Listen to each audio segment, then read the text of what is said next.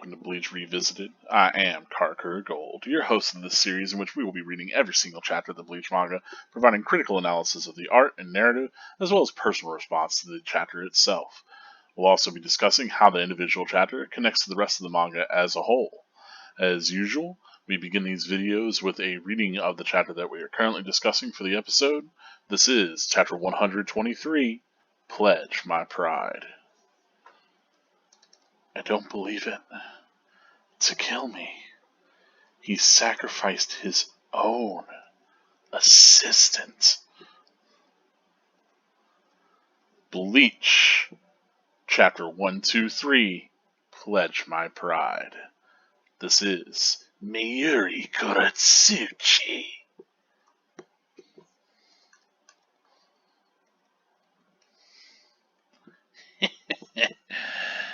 Look at you sweat. It must hurt quite a bit. But you're not screaming.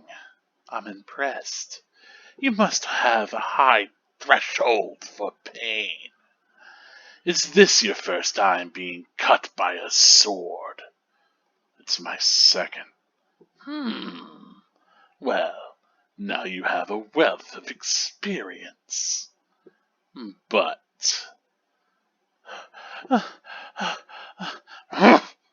would you be quiet? I'm sorry, Captain Kuratsuchi. Please, give me some Ojikuzai, the flesh-healing medicine. I think my lungs have been damaged. I can't maintain my vital functions.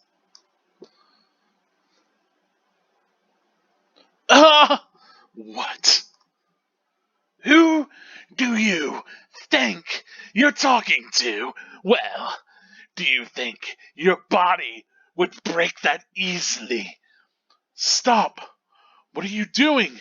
Isn't she one of you? You're killing her! Are you mocking me too? Do you think she'd die from this? You think these little wounds could kill her? I created this body myself. Well, I won't be laughed at. You created her? That's right.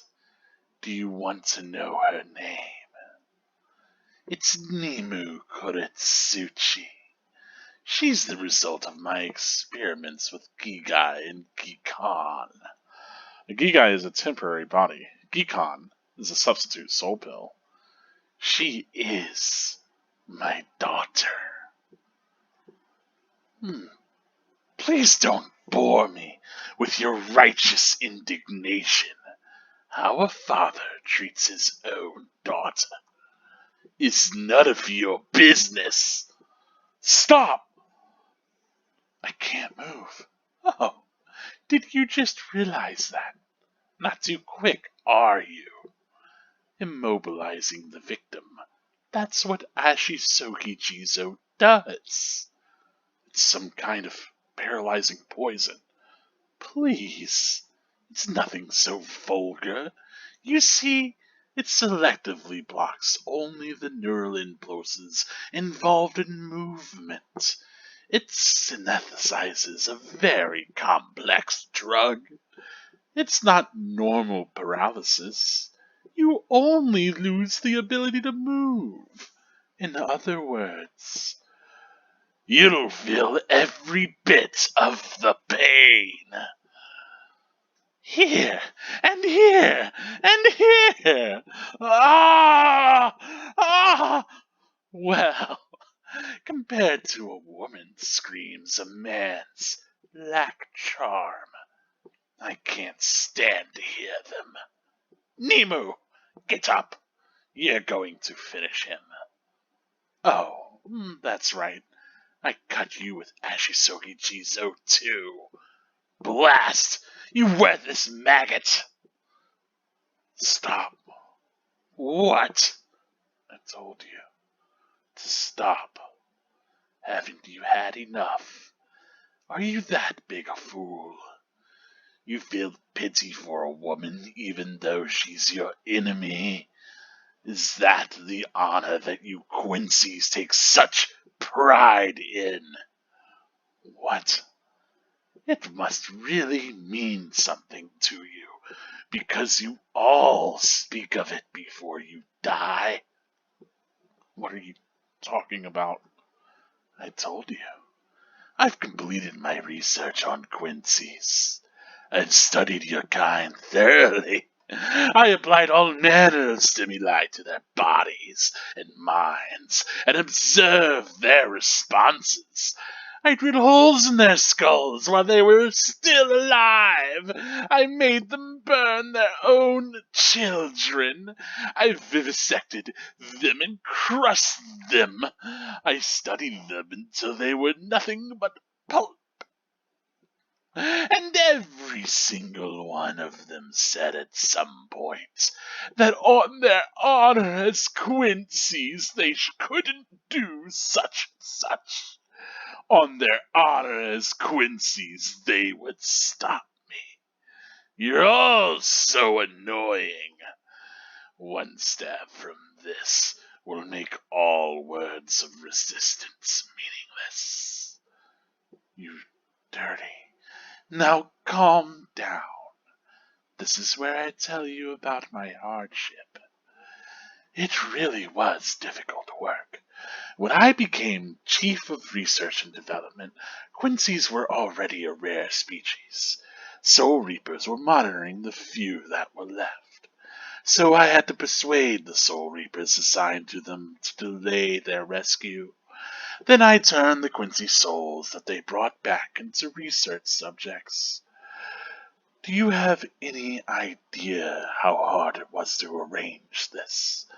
The last one was a nasty old man. He kept calling out the name of a student or maybe a grandchild. It was disgraceful. Would you like to see a picture of him? This photo was taken after I'd concluded my experiments. There's not much left of his original form. Now, what was that student's name? Ah, well, I tend to lose my interest in subjects after my experiments are over. What? I'll tell you. His student's name. It was Uryu Ishida. The man's name was Soken Ishida. He was my teacher and my grandfather. Oh, so what? I'm glad Orihime isn't here. I wouldn't want her to see this.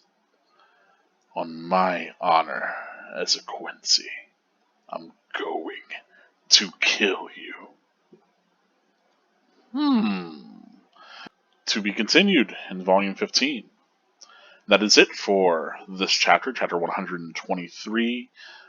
Pride something something something. That's definitely it. I know it's something to deal with pride, because I'm sure it's a call out to the entire Quincy Pride deal here. Yeah, pledge my pride. Let's get back to the beginning of the chapter here and let us discuss what is going on here in chapter 123, Pledge My Pride. Let's talk about the art. Let's talk about the story, a little bit of what's going on. I really do like that we open on the wound that Uryu got. We open on the wound, and then we get this next panel that panels out and shows us Ashisogi Jizo's blade with the blood still on it. Like, that's fantastic. It reminds us, yes, Uryu's been wounded. It immediately ties it to Ashisogi Jizo, and then we see this larger wound, sizable on Nimu's back, right? And so it immediately connects the ideas here, but it also reminds us that Uryu has been hurt in this way, in fact, by Ashisogi Jizo, which tends to be kind of the, or ends up being the like crux of this chapter, right? He becomes paralyzed. And so, yeah, of course, we get Nimu kind of crawling about over here, barely able to control herself. Again, paralyzed as well, in a way, by Ashisogi Jizo. And yeah, I do love that, like, we still have like here where he hit the wall and kind of fell. He's stuck here. I like also Ashisogi being kind of all white here, being like these tendrils that are growing up. I think this is a fantastic panel of Mayuri, especially I love the way that the clouds are handled, kind of coming up off of him, almost like a sinister sort of like heat, even reminiscent perhaps even of the kind of poisonous seeming gas, whatever it is that Ashisogi Jizo is like kind of breathing out. Um, yeah, it's neat stuff.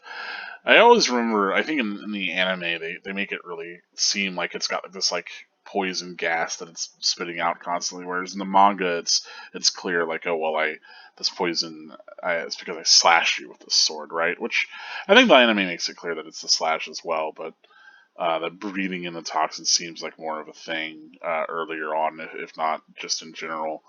Whereas it's not as prominent here at the beginning. You can see it, but like, yeah. Fantastic chapter cover, of course. You get the big notable kind of character design, notable posing here. Really Mayuri hamming it up, being, breaking out of the confines of his box. Yeah. I love the way that the name is written behind him with like these like really long characters that sort of drip down. It's good stuff. Really villainous sort of character. Teeth pretty much as large. Like I love Mary's teeth will be as large as Kuotai wants to depict this fella as being like monstrous. It's really great aspect of the design there. Um, but yeah, does not seem to have lips. Does not seem to be the case. His teeth are always on display, which you think his gums would dry out, but hey, maybe you've got bigger things to concern yourself with whenever you're, you know, a cyborg or whatever he is. Anyway, um, yeah. So getting back into talking about the chapter, not talking about cyborg Mayuri, how cool he looks, but yeah, there you can see like this kind of fume coming up out of Achisogi Jizo. And yeah, they kind of have this exchange. Like Mary can't help but be invested in or interested in like Uryu's pain tolerance and Uryu's response to this. It's becoming like a point of interest for Mayuri just shortly, right? I like that comes across in his dialogue that like Mayuri's interest in something is basically to the extent that he wants to understand it or that he wants to like figure out things about it. Um, that being people are, entire races like the Quincy. Of course, we get this whole moment with Nemo, right? That she is, having trouble breathing. That she wants that Hojikuzai, which Hojikuzai is another. I was wondering where that came from. The Hojikuzai, it's in Brave Souls as an item that you can use, and so yeah, I was like, oh, what was that from? And it turns out it's Mayuri's flesh healing medicine. Um, something that I'd completely forgotten the name of. But yes, I will of course make mention of every time any item that's a Brave Soul shows up in this. Maybe perhaps to feel like I'm a little bit more justified in playing way too much of the Bleach Gotcha game. Anyway, I do like one thing to bring up here, kind of just paneling wise, we have Mayuri really commanding the page here, like the momentum of everything. He's the one kind of walking from left to right against their mode of reading, right? Because he's antagonistic force here, right? He's facing, our right aligned, Uryu, which really effective having Ryu on the right here, then also having him like kind of his back to even the page and panel. It's good stuff. And Mayuri continues to press his assault until now, of course, Nemu is on the left of him, and she actually interrupts that because she actually is controlling that space and his momentum. And so her interruption actually affords, maybe even saves Uryu's life. And so, That, of course, upsets Mayuri. He doesn't like her taking control of the situation, or at least interrupting his kind of momentum. Especially here, yes, obviously pretty messed up that he just continues to like stomp her. Um, yeah, not the greatest of fellows. And I think the point here is, of course, not just showing how frustrated Mary is, but also that because she's a creation of Mayuri's, it's like she's undermining him, and he feels like mocked whenever Uryu acts like she'd die from that, right? And yeah, here he's just holding her up by her hair. Really, you get, of course, the sense that he doesn't treat her like a human being, right? Um, and we get this realization from Uryu. Again, Uryu right aligned here, which I appreciate. But we get this realization that Mayuri is in fact Nimu's father, our creator even. I don't think it's right to say that he fathered her so much as created her, right? Because she is an experiment of an artificial soul and a artificial body. So she is a basically a Gigai, Gikan kind of put together, kind of like if you were put Khan in a Gigai, it's sort of like that, but perhaps even furthermore, like rather than being separate, they're two things tied together, and clearly they can become a Shinigami. Now we haven't seen Zanpakuto on her, notably, so perhaps she does not have one, or she can't manifest one in the same way that the other characters can. Being like an artificial soul, you have to wonder if that's the case or not. But yeah, it's a whole thing whole thing. Of course, we're meant to, I think, immediately see Mayuri as even more detestable because if he considers this to be his daughter, he is just, not just abusing somebody that is his subordinate and that trusted him, but also somebody that he should have some sort of familial bond to, right? But again, we get that Mayuri doesn't care about those things. Mayuri cares about sort of uh, you know, his own capacity and efficiency, and his for his I suppose for his experiments to work. Um, Now, yeah, of course, he brings up this like how a father treats his daughter, none of your business, and continues to strike her. To which this is finally in this moment where he realizes that he's paralyzed. So he tries to overtake and have that kind of forward momentum of his own, but then he realizes that he can't. And I love that, like, even though he starts to kind of move forward here, like across the page horizontally, right, more to the left, his arm is stuck like far right justified. I love that visual here in the bottom right panel. It does so much, like, not just to show the disorientation by having him, instead of showing us like Uryu, because we could have had Uryu with his back to the right, but instead, because we have his hand to the right, that's where our focus is drawn. But also we have the disorientation of him being aligned in, like, in a way that doesn't make the same spatial sense. And so yeah, it's great. I love that, this, like, just the use of this page and this panel to really sell that feeling of paralysis. And even still, he's still stuck right aligned in this final panel here at the bottom left as Mayuri turns to close in on him.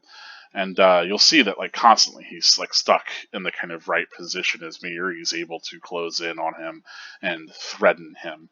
Yeah, it's just good visual storytelling for using, like, very simple manga visual language, but done pretty well. It doesn't have to be super complex or break any rules.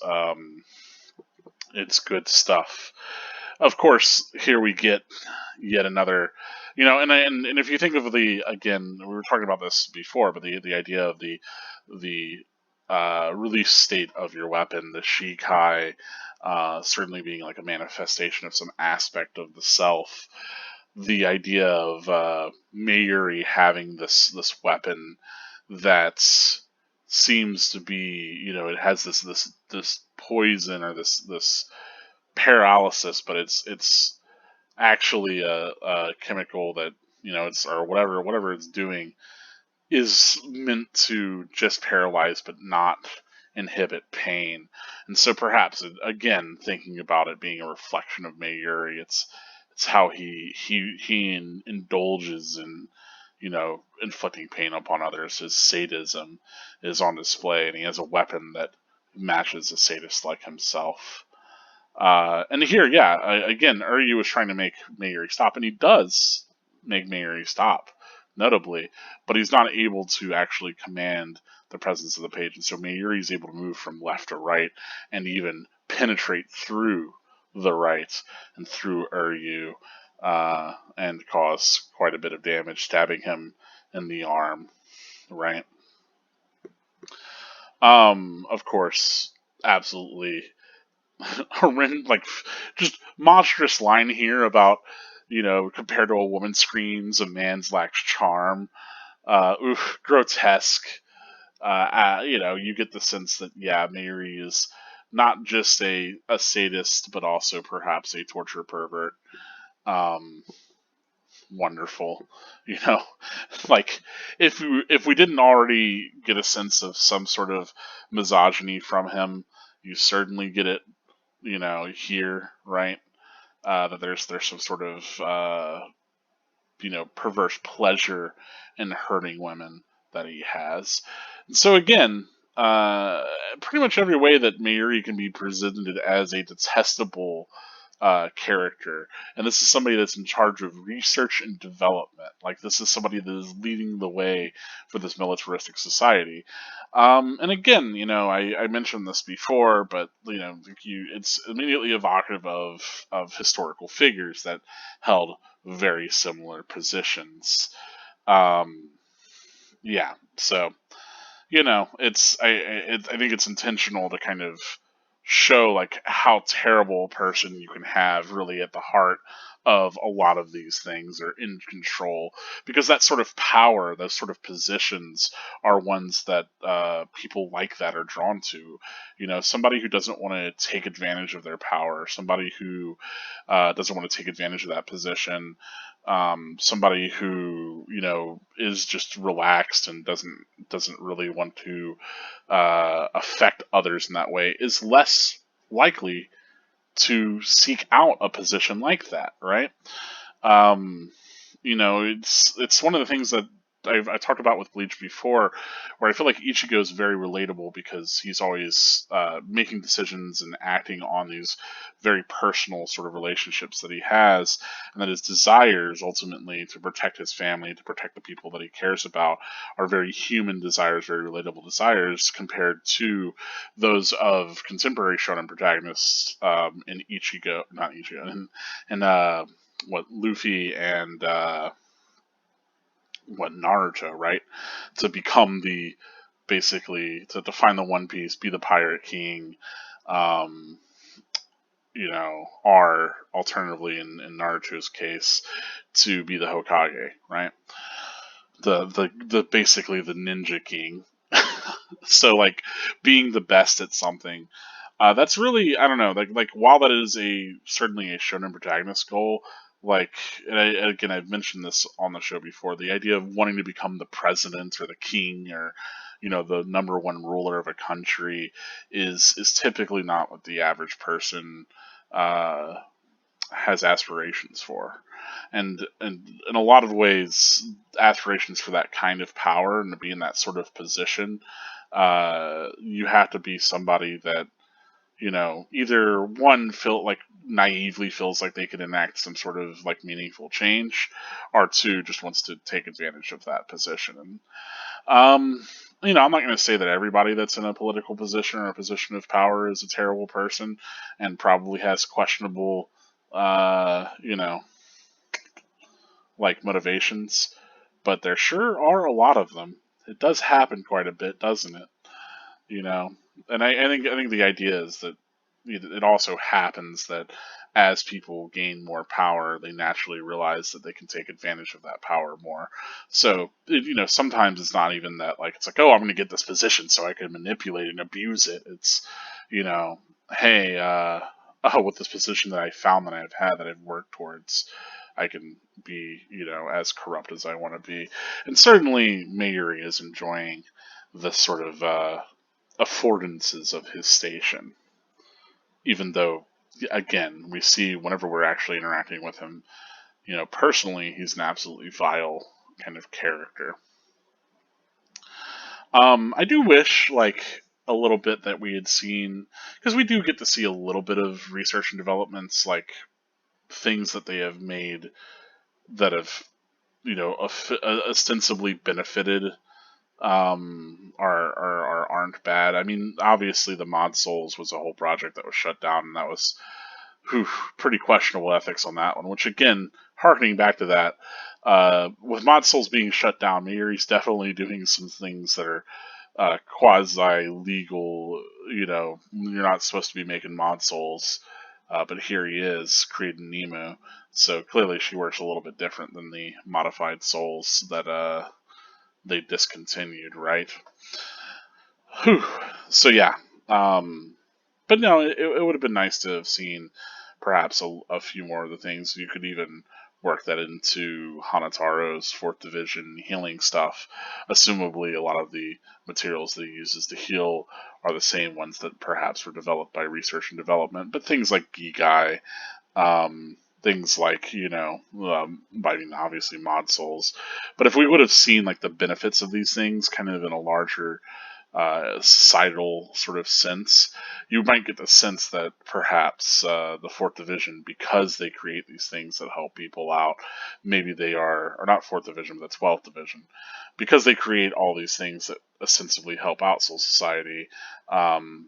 Maybe they are a little bit more, philanthropic and kind of doing like the work to really progress Soul Society to being a better place. But you know, then it could become an even more of a shock whenever we get here. And I don't know that that was a moment that we were supposed to have as much, nearly as we are just supposed to be really seeing Mayuri as an absolute villain in this moment. Nevertheless, it's kind of an aspect that I feel like is perhaps there but minor, and I would have liked to have been leaned into a little bit more. Nemu gets a boot to the head, gets called a worthless maggot, and here finally, Uryu kind of takes control, right? He's telling Mayuri to stop, and finally we get a panels of Uryu where he is on the left side of the page, but he's in fact reacting to Mayuri, right? And then Mayuri comes to dominate the entire page again, as it becomes very clear that he has done horrible, horrible, horrible things to the Quincy. And it's made clear to us, of course, that he's done this, and then furthermore did this to Uryu's grandfather, right, Soken. And again, it's interesting that like as Uryu says like he'll stop him, Uryu finally gets right aligned, starts to take control, and then Mayuri takes it back. Is this sort of black monster in the middle of the page, really reminiscent of a Hollow, and arguably worse than a Hollow, given the sort of horrible things that he's done to people and their souls. But then whenever we get to this next page, Mayuri is again left aligned. He is again kind of controlling the momentum of the page and of the chapter. Yes, it's incredibly, like, this is not, I don't know if you could call it like a trope or a cliche or whatever, but it's incredibly convenient that he's like, oh, and I happen to just carry a picture on me of the man that I hated, of the Quincy, just for you. Um, Part of me thinks that Mayuri procured this specifically to mess with Uryu, like he was, a part of me thinks that Mayuri has to have known who Uryu was after spying on them, and has kind of readied this picture of Soken, But another part of me just does love the idea that Mayuri is such a crazy sadist that he just keeps a picture of a mutilated man on him just to look at and kind of breathe heartily at his work from the past. Um, yeah, I don't know. Like it's messed up either way, really. Uh, yeah, we only get kind of these bloody remains. It's kind of hard to make out through Uryu's reaction here. And then, of course, Uryu does finally manage to take control of the page once more. Very interesting thing here, even though he's paralyzed, and this will be explicitly kind of spelled out for us in the next chapter.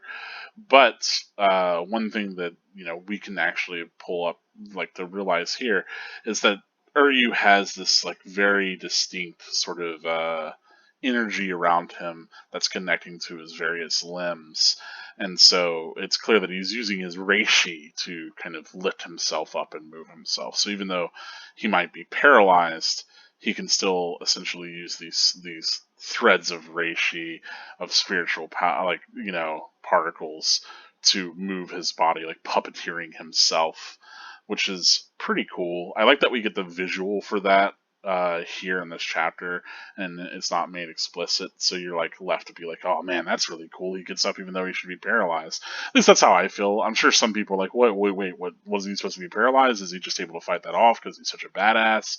But I love that it is seemingly a Quincy technique here, and that's visually depicted here at the top. And we get that kind of energy rippling around his body. Of course, we get this back and forth. Finally, I'm glad Orihime isn't here.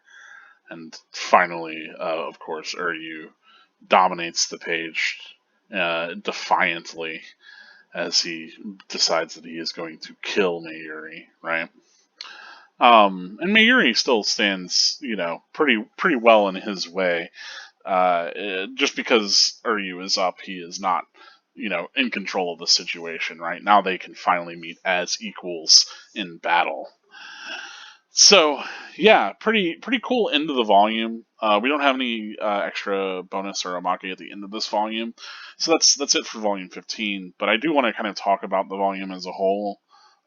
Speak towards the things that I enjoyed about it. It's been a while since I read those first few chapters of the volume, but I do like volume 15 quite a bit. I like mostly, obviously, the big thing is like Yorichi is prominent in this volume. We get that reveal. I think Yorichi is a really interesting character that we're finally getting to learn more about. This entire volume does a lot to kind of deepen our understanding of Soul Society and the complexity of Soul Society. That in the leadership you have characters like Mayuri Kuratsuchi, who's an absolutely detestable man, but then you also have people like Jushiro Ukitake, right, who is much more sensible. Who's like trying to kind of do things by the book, but is willing to kind of investigate and figure things out. Um, and then we also see Byakuya, who is this unerring sort of violent individual, right? And so we get to see those different faces of Soul Society. We get to see that there's a lot of nuance there, that the Shinigami are not a monolith, which is important to keep in mind. Like, again, while they are all, like, it is the individual versus society being such a large kind of thematic thing throughout all of Bleach. The way in which Ichigo and these other characters are able to approach kind of this larger beast of the society is realizing that the society is just a group of several individuals, right? And you find the individuals that you can turn to your side, and you perhaps kill the ones that you can't, but you have to engage with it individually, right? And if you're going to change things, you're going to have to like implement some sort of either radical change or systemic change, and there's perhaps a little bit of commentary on that later on, but I like that we're starting to kind of get to see those individuals that are all a product of this kind of honestly not all that great society, right? We're getting to see just exactly the sort of people that this militaristic sort of society breeds, right? The kind of people that are allowed to hold power, and how they behave and carry themselves, and especially act around whenever we have a couple of different things like, what do you do whenever somebody who is falsely accused of something is to be executed? What do you do whenever there is an invader who ostensibly has a just cause? How do you treat, criminals? How do you treat your enemy? How do you handle rules that you don't necessarily agree with? Things like that. And so we see how the society affects and creates and molds these people, but we also see them as individuals within it too, which is pretty interesting. It's good stuff. I enjoy Bleach. Ultimately, this kind of ends on this conflict that's been growing between Uryu and Mayuri, and now it's been made personal, of course, with the introduction of Mayuri having, of course, done all these things with Quincy, but specifically, he is specifically the man that's responsible for Soken's death, right? Because if you remember, Uryu spoke of his grandfather's demise, right? That the Shinigami were slow to react, and in fact, the whole reason why Uryu was galvanized towards being a Quincy and hated the Shinigami is because the Shinigami were always too slow to appear, and the Quincy could just react to these hollow threats way faster, and that made them superior, right? That whole false sense of superiority, that was only because Mayuri allowed that to happen, because he intentionally delayed rescue of souls, especially in cases relating to Quincy, so that he could obtain their bodies. It's pretty messed up stuff. So, like, yeah, oof. And you think about it, and then, it's like, well, how would Mayuri have the power to do that? Whatever. Um, if you remember, they use these soul phones, right? The phones to locate hollows, to know their movement and everything. And all it would take would be Mayuri either, hacking one of the phones, or just by design making the phone less efficient in finding hollows and updating, right? So yeah, it's good stuff.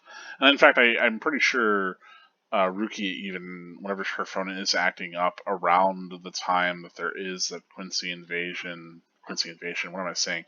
Around the time that Uryu breaks the hollow bait and has the hollows, like, the huge festival of hollows, or whatever you want to call it. Whenever you have that issue there, uh, that's like, I'm pretty sure Rukia is frustrated with her phone and is like talking about how she's going to have some serious words with the R&D, or that she's like frustrated with them for whatever reason. And so I think that especially feels resonant here, and maybe that's even like a little a little subplot thing. Maybe the phones are intentionally made bad so that Mayuri can take advantage of poor response times. It's pretty messed up, but given the more that we're learning about the way in which Shinigami view other souls, and the sort of elitism that's present, it wouldn't be surprising. Um, yeah, yeah, that's all I got to say about that one. I mean, that's the volume. I think it's a solid volume. It's maybe not my favorite because it's so transitory. We don't really get like if there is a focus anywhere in this volume on a single thing, it's on that the introduction of Yorichi, which I'm pretty sure she's on the volume cover for this one. Um, but yeah, like, really, and I say introduction of Yorichi, I mean as like the transformed, human version of her, right? That whole reveal.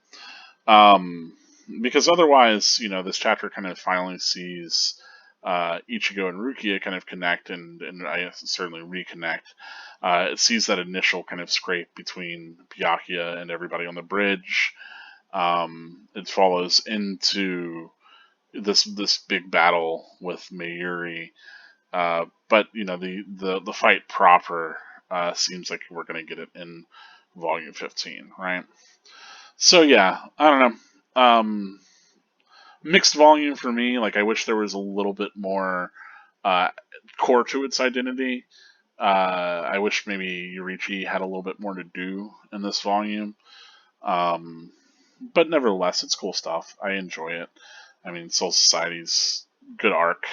It's certainly held in high regard for good reason. But yeah, that's it. That's all I have to say about this chapter, about the art, the narrative, my feelings about it. If there's anything that you want to discuss, if you think that you feel like I missed, please do let me know in the comments. But without further ado, let us get to talking about the spoilers for this chapter. And there are a few connections that I do want to draw. Um, of course, interestingly enough, yeah, obviously, we get a bunch of Mayuri stuff. Uh, talking about like this high threshold for pain's interesting. Clearly, again, there's people there like, well, Pride of the Quincy, all of that, and it makes sense that perhaps these people had this, like the whole Pride of the Quincy thing might be the sort of like remnant philosophy that started after the war 1,000 years ago, right? Um, and certainly, whenever he's speaking towards Quincy being a rare breed, I think he's speaking towards them after the genocide 200 years ago as well. Um, yeah, of course, Nemu being this kind of created mod soul thing, this whole father with a created daughter deal.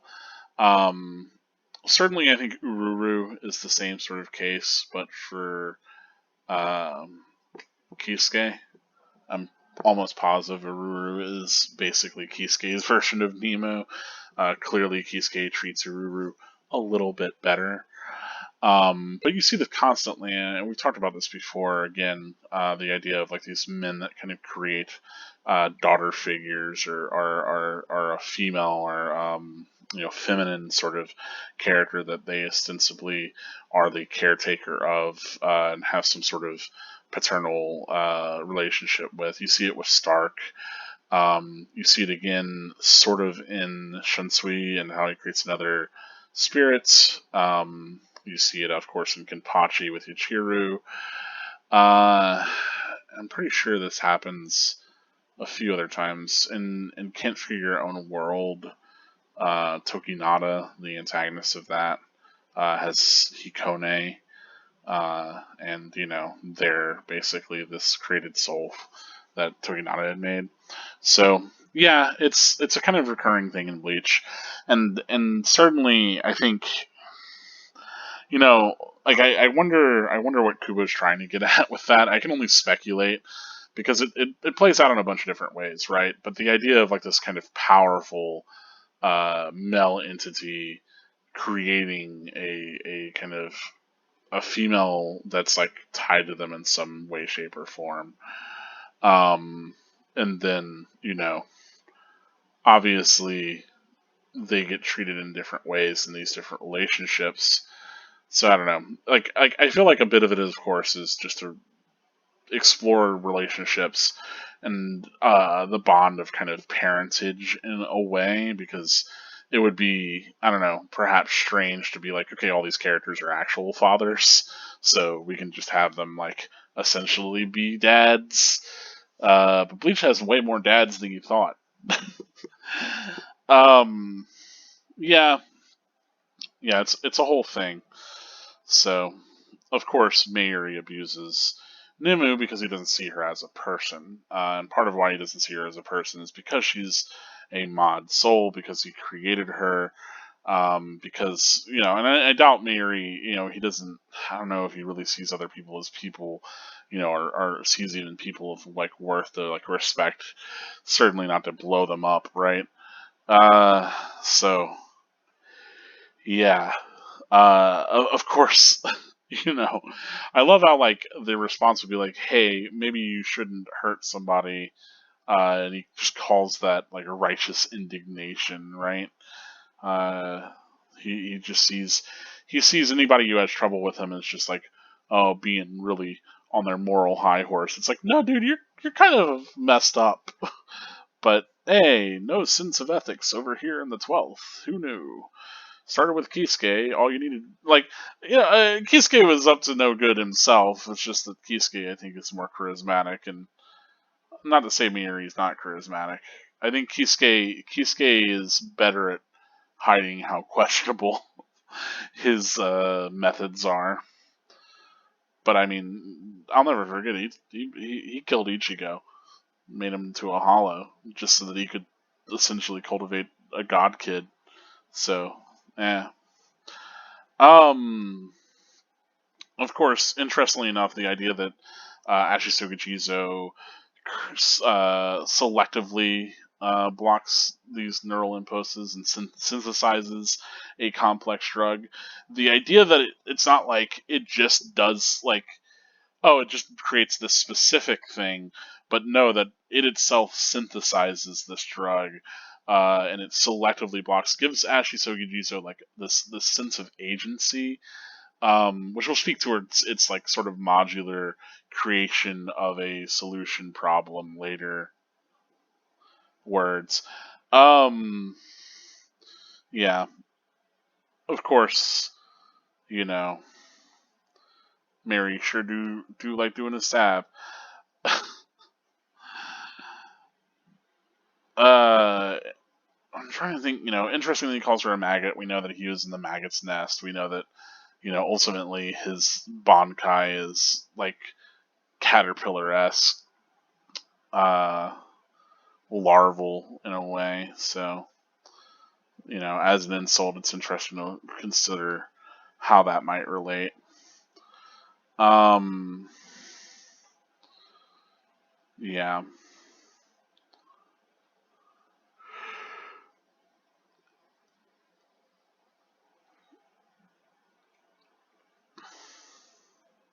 trying to think of there was some other connections that I wanted to draw. Could be wrong.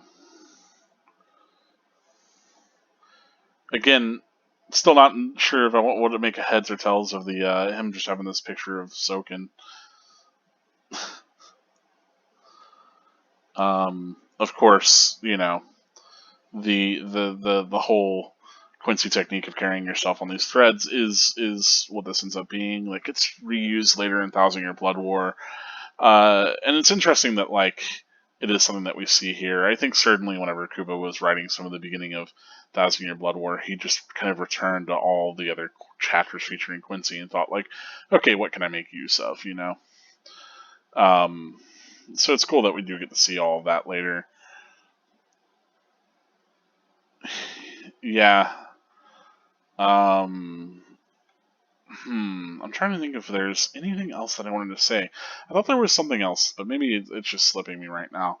Nevertheless, that's it for this one, folks. Really,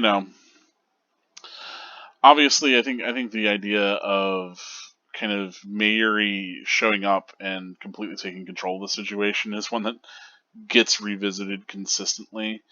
I do like that, Thousand Year Blood War kind of tries to upset that a little bit here and there. That like he doesn't have enough time. That he's got to kind of come up with these responses, but he's really pushed to his limits.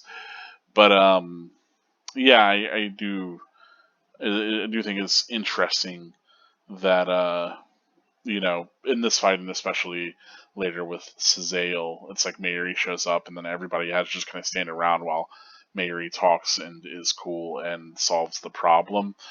He probably was not expecting Uryu to like have use of this technique.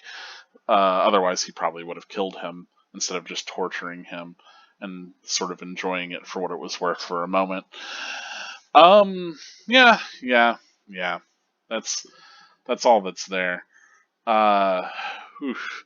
If you have any other things, any other connections you want to draw to the manga as a whole, any other sort of things that you're seeing kind of resonant here stylistically or otherwise, please do let me know. Um, kind of moments that you see echoed later are like little nods to things that come up.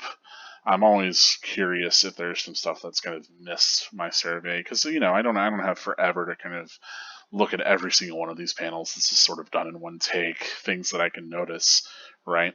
So I'm interested to see what you notice as well. If there's anything that you picked up on that I didn't, that would be really cool to hear about. So do let me know.